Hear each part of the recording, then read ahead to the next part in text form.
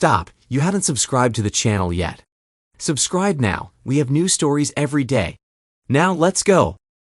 I had a day off, so I invited my best friend, Dave, for a drink at the Plow. I found a quiet corner where we could sit. He was probably only drinking non-alcoholic beverages because he had a night shift starting at 6. We both worked in shifts at the same paper manufacturing company. We were waiting for my wife, Jenny, to join us. I was feeling irritated but kept my emotions in check. Dave didn't seem to notice my short responses while we were talking. Jenny and I had been friends since elementary school. We mainly spent time together and grew up side by side. We both liked Dave. He was a good friend, but sometimes he wasn't very reliable. Even in those early days, we knew he was a bit of a gambler. His word wasn't always solid. It was more like a lump of warm jelly. But over time, my feelings for Jenny grew, and it seemed that her feelings for me were growing too. Friendship turned into love, and we got married when we were both 23. We often got together on weekends, Jenny, me, Craig, and Dave with his latest girlfriend.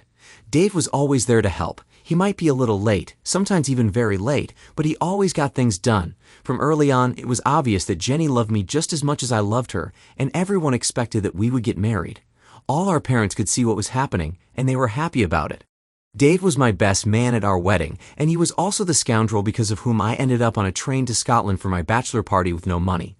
Fortunately, I had a hunch something like that might happen, so I hid a little cash and my credit card in my sock. At first, it was a bit uncomfortable using the card, but after a few drinks, I stopped feeling the pain. He was surprised when I showed up for work the next day. He had already thought up an excuse for me. Jenny had always been a bit of a flirt from an early age. I'm sure at first she didn't realize what she was doing, but once hormones kicked in, she became fully aware. However, she kept it under control, just a playful glance and a smile. She never crossed the line. "Why do you flirt with other men?" I asked directly one day. "It's fun," she replied. "It's just harmless flirting, nothing serious." She even did it with Dave sometimes. I had grown used to her ways, and it would have been strange if she didn't flirt a little. One day, after we had been married for a few years, I asked her on the way home from the pub, "Why don't you flirt with me?" "It's not fun flirting with your husband in public. I do that for you in the bedroom," she said with a smile, and she did. Our intimacy was great. Our company was expanding, and both Dave and I had the chance to get promoted to become shift supervisors. There was a training course organized for this. Dave went first for his training, and a few weeks later, it was my turn. This meant we had to be away for the weekends. Dave told me about his adventures. He was single and a good-looking guy. I, on the other hand, was married and behaved myself. Well, maybe I drank a bit too much on Saturday night and wasn't feeling too fresh on Sunday morning. The salary increase for my promotion meant that soon Jenny and I would have enough saved up to make a down payment on a house, and once we got settled, we planned to start a family. We talked about it often and eagerly anticipated the day would symbolically toss her birth control pills down the toilet. After all, that's what people do. I noticed a change in Jenny's behavior about 3 months ago, right after I returned from the training course. It took me a while to realize it. At first, it was subtle. The frequency of intimacy increased, which I attributed to the fact that I had been away for over a week. But then, after a few weeks, our intimate life nearly stopped. I also noticed that her usual flirting when we went out slowed down. She still did it, but not as openly as before. It became more subtle. There were other small signs too. The house wasn't as tidy as it usually was. Laundry, which she typically did during the week in her free time, was now done on the weekends. Other tasks that she used to take care of during the week were now being completed over the weekend, cutting into our time together. Something was going on. Now I was looking for other signs. Usually she would take a shower when she got home from work. Nothing unusual there, except now her showers were twice as long. I also noticed that her paycheck had decreased, so I assumed she wasn't working as many hours as before. When I asked her about it, she simply said that there were fewer shifts available since the supermarket was hiring younger staff.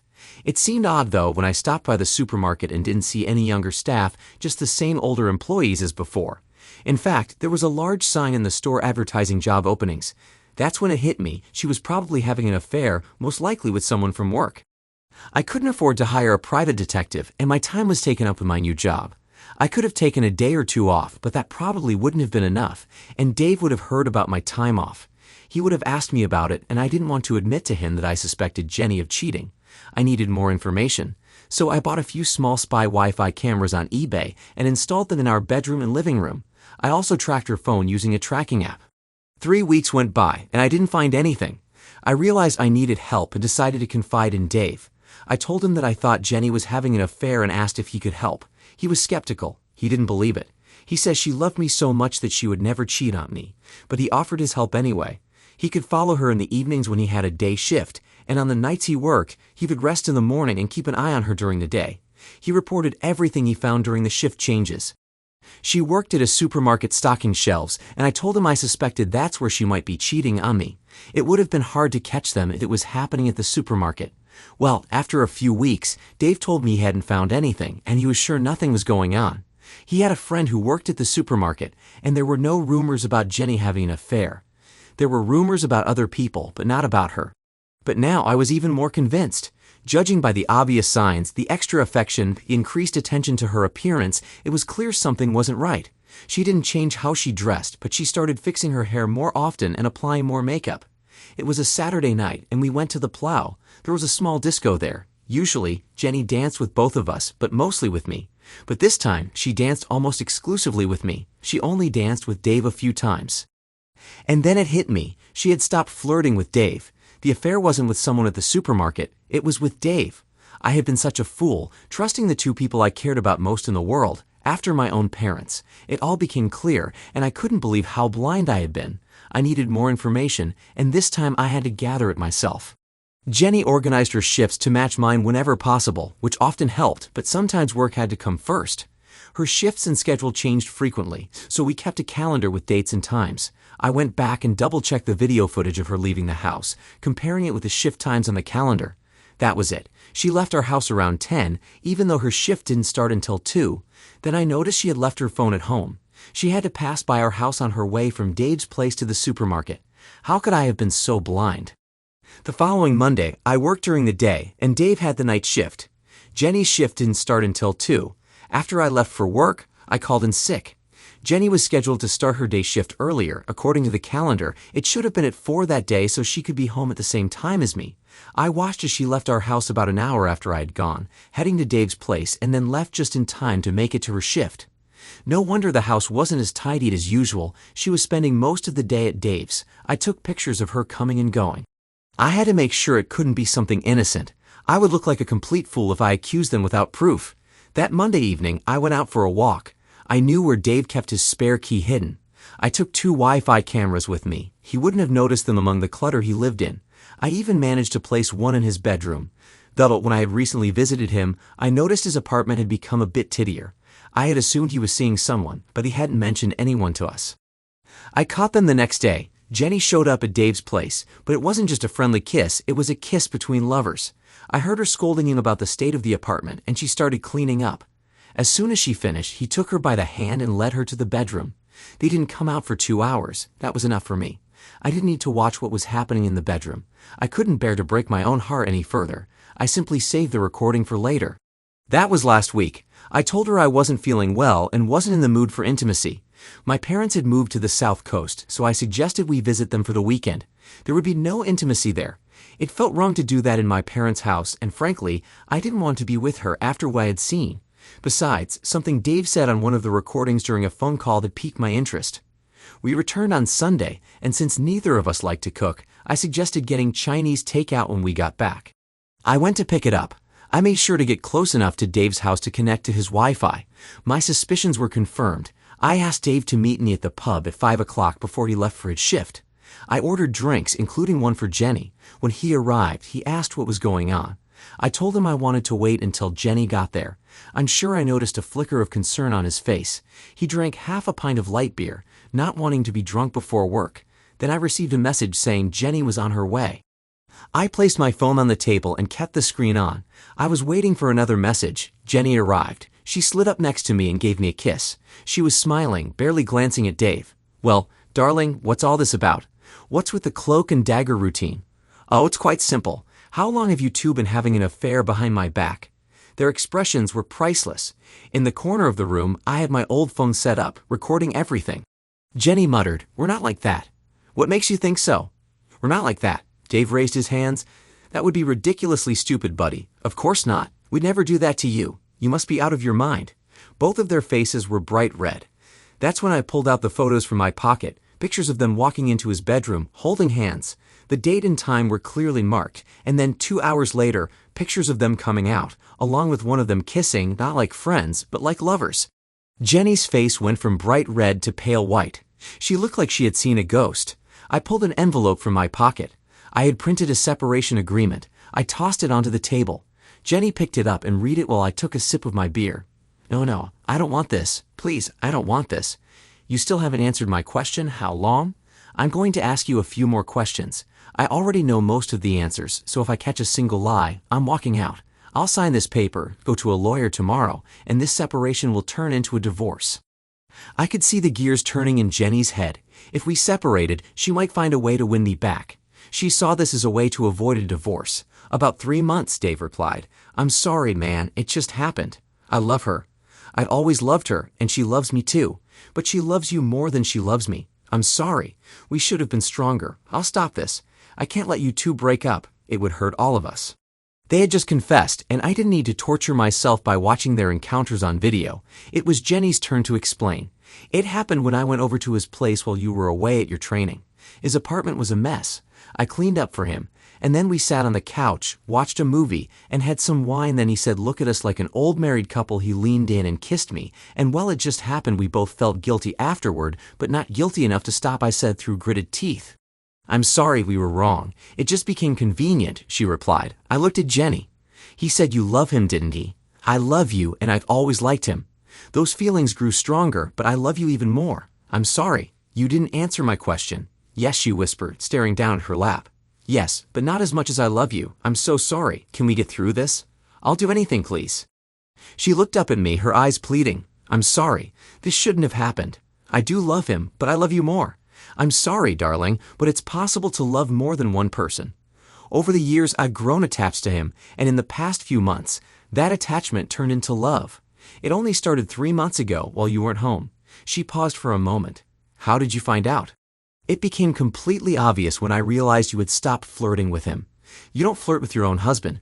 Well, you told me yourself that you don't. So the increase in intimacy was because of guilt. She looked at me and said, partly yes. I'm sorry, but sometimes I just wanted to be with you. You're better than him. He didn't agree with that. Was she trying to calm me down? Unfortunately, until last week, I couldn't put 2 and 2 together. I looked her straight in the eyes. So, what was supposed to happen when we started a family? Whose family would it really be, mine or his? Her face dropped. Yours, of course, darling. Yours and always yours. How can I be sure of that? I don't trust you. How can I be sure of that? I don't trust you. We're too alike. You could have had his child and passed it off as mine. No, Dave and I talked about it. We would have stopped when you and I decided to start a family. He nodded in agreement. I continued, but I heard Dave say he wanted to start fresh once the baby was born. She looked at me in horror. No, I would have been completely yours. We would have responsibilities. Dave was going to be the godfather. We had already discussed it, you and I. Yes, I heard you tell him on the video, I love you. You said that to me this morning when I left for work. And just now, you said you love both of us. So who's it going to be, him or me?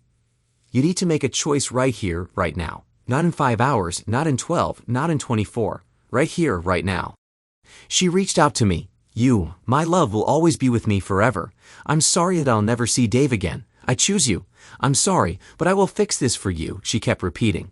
I looked at her and said, that's good, but how can I be sure you won't go behind my back again? I don't know, but I'll find a way. We'll move away. Whatever it takes, we can move in with your mom and dad. I'm sorry, I really do love him, but I love you more. I'm sorry, I can't help how I feel. But I want to have children with you. I turned to Dave. So when I asked you to keep an eye on Jenny because I thought she was having an affair, you had an ulterior motive to tell me nothing was happening because it was with you. He simply nodded. Jenny quickly turned her head, looked at him and asked, why didn't you tell me he thought I was having an affair? Because you would have ended it, and I love you. Great. It was almost as if I had put the words right into his mouth. Well, I had tried to steer him in that direction anyway. I opened another photo of him. This time, he was with Sari Bridges, the wife of our boss, on the back of the couch. I took out my phone and played a clip where Dave said, Sari, I love you. Let's run away together from your old man. And what about that one-night stand with Christine? I laid down another picture, this one showing Dave with a dark-haired girl in his bed, him lying on top of her.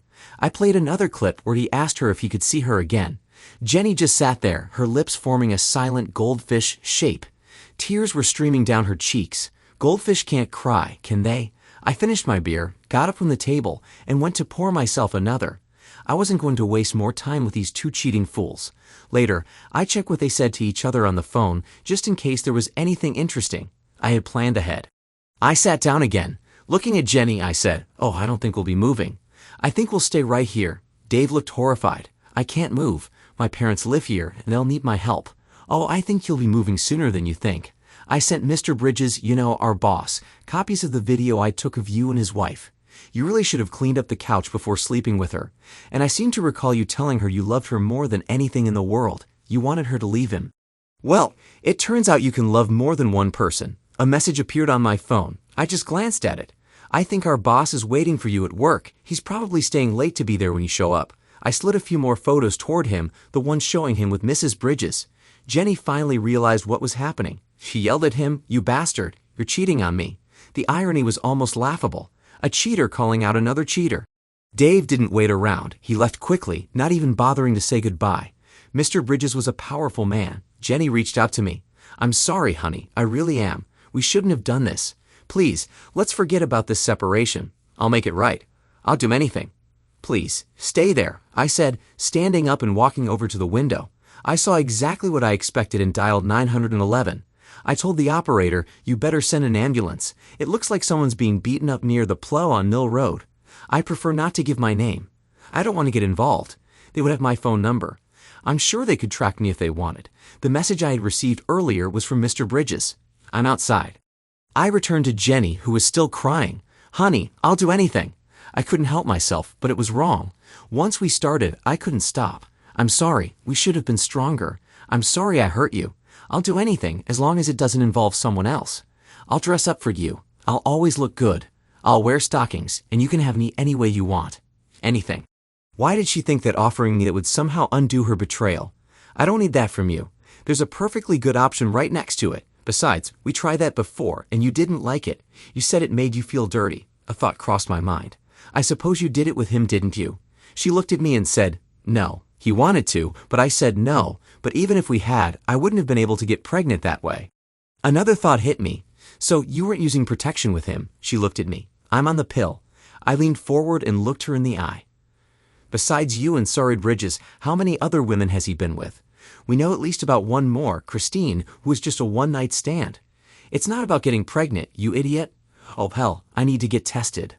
"That's probably a good idea." "Yes, first thing tomorrow." "Please, take me home. Make me yours again. Please, I'll never do anything like this again. When you're clean. But before that, I want you to do something. Anything, darling. Anything. On the way home, we're going to tell your parents what you did." Her face went pale. No, I can't do that to them. You can't do that to them. I really can't." "So, you won't do anything for me after all. I guess that's it. We're done." I picked up the divorce papers, signed them, and handed them to her. Okay, I'll do it. All right, let's stop by on the way home. Oh, and by the way, you don't have to give them all the dirty details. Just admit you had an affair with Dave and for how long. That's why you're leaving. You don't need to tell them how many times or what else you did for him. When we stepped outside, there was an ambulance and several police cars. Where'd they all come from? Usually from the weekend until the next day, you wouldn't see a single officer, but now there were 7 of them. We approached the front door of her parents' house, and she was still crying. Her mom helped her inside, and her dad was there too. "What happened, sweetheart? Is everything all right? Is Craig okay?" her mom asked. "Yes, Mom, Craig is fine. Well, sort of." She composed herself and took a deep breath. "Mom, Dad, I need to confess something. I've been having an affair with David for the past 3 months. It was a huge mistake. We talked about it, and Craig has forgiven me." Jenny's father was now standing beside her mother. They both looked at me and noticed the suitcase in my hand. I raised my voice. "I never said I forgave you."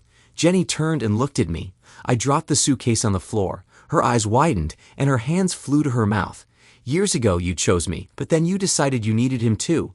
"Sorry, that's not enough. I've already spoken with a lawyer." I pulled the final envelope from my pocket and handed it to her. Her father took it from me. I swear I could see tears in his eyes. "Divorce papers. You've been cheating on me with him for 3 months. You lived with him like husband and wife, so this marriage is over. You gave me guilt-ridden intimacy and told me you loved him. I saw you cleaning his apartment. You realize he was just using you as the maid who kept his place tidy for other women.